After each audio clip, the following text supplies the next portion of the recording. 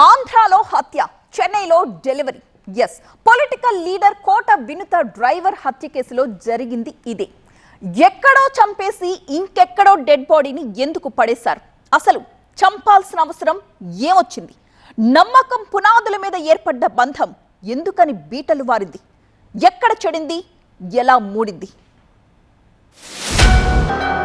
ఒక వినుత, ఒక చంద్రబాబు, ఒక డ్రైవర్, ఇది స్టోరీ.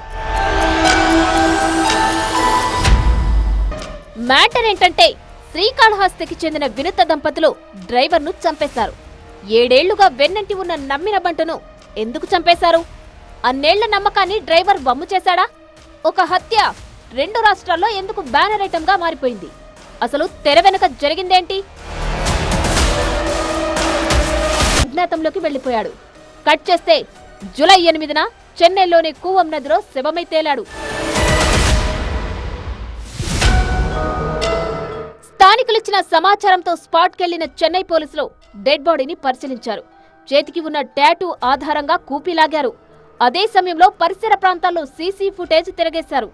ఫోన్ నంబర్ల లొకేషన్లు, సీడీఆర్ ఆధారంగా వినుత, చంద్రబాబుతో పాటు శివకుమార్, గోపి, దాసలను అదుపులోకి తీసుకుని ప్రశ్నించారు. దీంతో హత్య చేసింది తామేనని నిందితులు అంగీకరించారన్నారు పోలీసులు.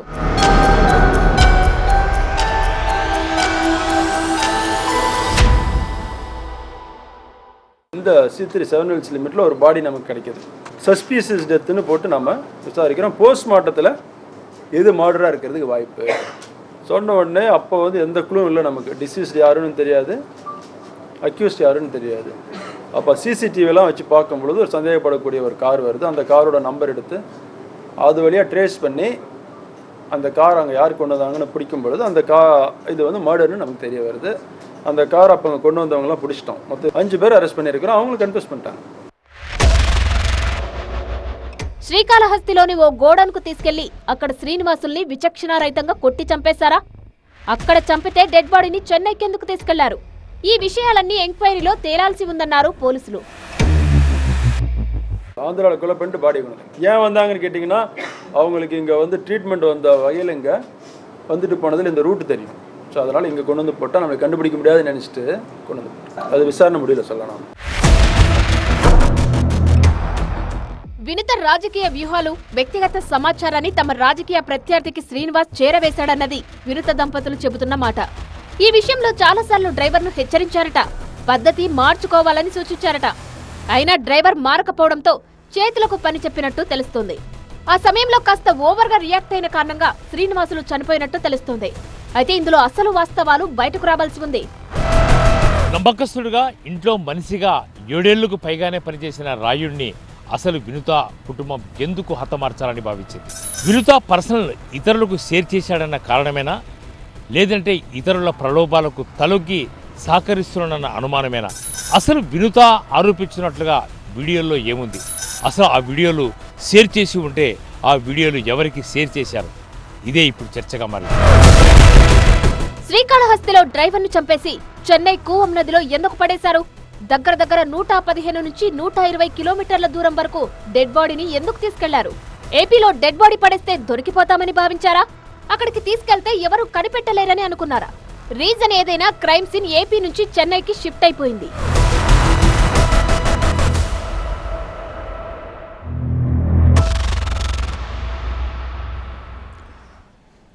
ఆ 5గురు కలిసి డ్రైవర్ని చంపేశారు. అందుకు బలమైన రీజన్ ఏంటి? శ్రీనివాసుల్ని కోవర్ట్గా వాడుకున్న లీడర్ ఎవరు? అసలు చెన్నై పోలీసుల దగ్గరున్న ఆధారాలేంటి?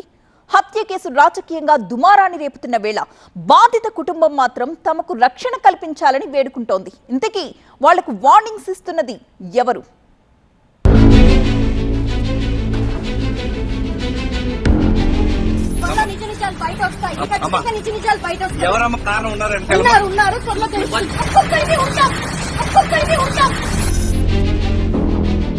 రాయుడిని మర్డర్ చేసింది వినుత గ్యాంగ్ అని తేల్చిన పోలీసులు అరెస్ట్ చేసి కోర్టుకు తరలించే సమయంలో వినుత చేసిన కామెంట్సే ఇప్పుడు హాట్ టాపిక్ గా మారాయి.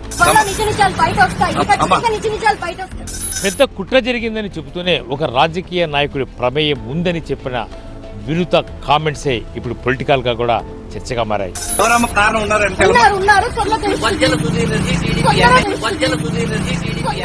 అసలు ఆ పొలిటీషియన్ కు ఈ హత్య సంబంధం ఉందా లేదా అన్నది చెన్నై పోలీసులు తేల్చాల్సి.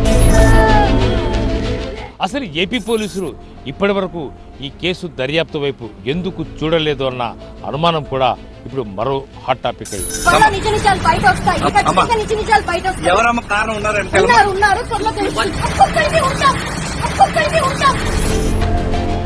విన్నారుగా, రిమాండ్కు వెళ్లే టైంలో వినుత ఇచ్చిన వార్నింగ్. ఇది ఎవరిని ఉద్దేశించి ఎవరికిచ్చారన్నది ప్రస్తుతానికి సస్పెన్స్. కాకపోతే ఏపీ పొలిటికల్ సర్కిల్స్ మాత్రం ఎమ్మెల్యే బొజ్జల సుధీర్ రెడ్డి పేరు రీసౌండ్ చేస్తోంది.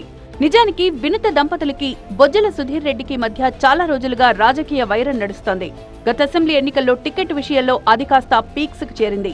ఈ క్రమంలోనే తమను రాజకీయంగా పతనం చేయడానికి డ్రైవర్ శ్రీనివాసుల్ని సుధీర్ రెడ్డి పావుగా వాడుకున్నారు అన్నది వినుత వాదన.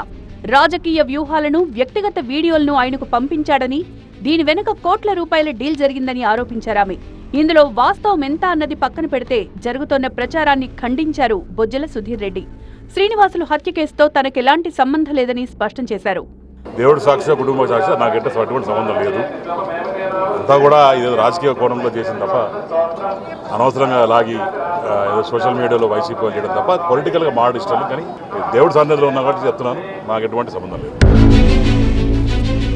రాజకీయ ఆరోపణల సంగతి అలా ఉంచితే అసలు డ్రైవర్ శ్రీనివాసులు నిజంగానే కోవర్టుగా పనిచేశాడా? ఇందులో నిజమెంత అన్నది పోలీసుల విచారణలో తేలాల్సి ఉంది. ఇక్కడ మరో ట్విస్ట్ ఏంటంటే, శ్రీనివాసుల్ని శ్రీకాళహస్తిలో చంపేశారు. డెడ్ బాడీని చెన్నైలో పడేశారు. అక్కడి పోలీసులు విచారణ ప్రారంభించి నిందితుల్ని అరెస్టు చేశారు. కానీ ఏపీ పోలీసుల సహకారాన్ని మాత్రం కోరలేదు. ఇటు ఏపీ పోలీసులు కూడా ఈ కేసుని పెద్దగా పట్టించుకున్నట్లు కనిపించడం లేదు.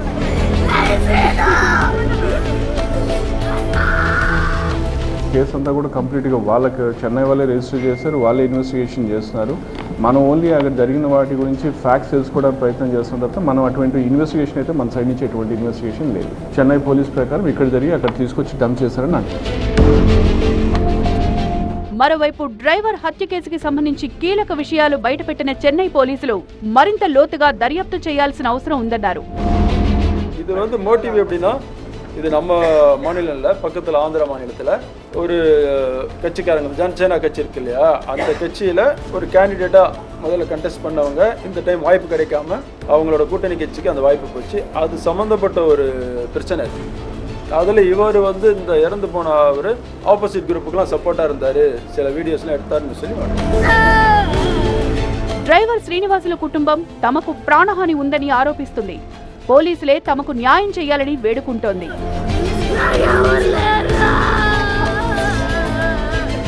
మొన్న మా అవ్వని తీసుకెళ్లారు ఇక్కడ నుంచి వాళ్ళు.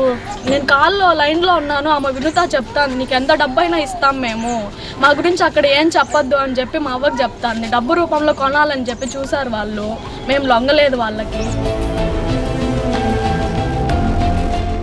ఒక హత్య కేసు రెండు రాష్ట్రాలను షేక్ చేస్తోంది.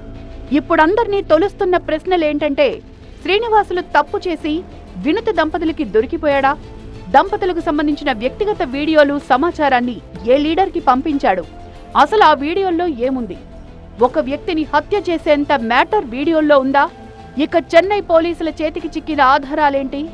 వాటి ఆధారంగా ఎలాంటి అడుగులు వేయబోతున్నారు అన్నది ఆసక్తికరంగా మారింది. ఇంజనీరింగ్ పూర్తి చేసి సాఫ్ట్గా ఉండాల్సిన వినుత ఎందుకు వైలెంట్గా మారింది? వ్యక్తిగత సహాయకుడిని హత్య చేసి సెన్సేషన్గా ఎందుకు మారింది? రాయుడిని హత్య చేసేంత పగ వినుతకు ఎందుకుంది? అసలు ఈ హత్య వెనుక కారణం ఏమై ఉంటుంది? ఇదే ఇప్పుడు పోలీసులు తేల్చాల్సింది.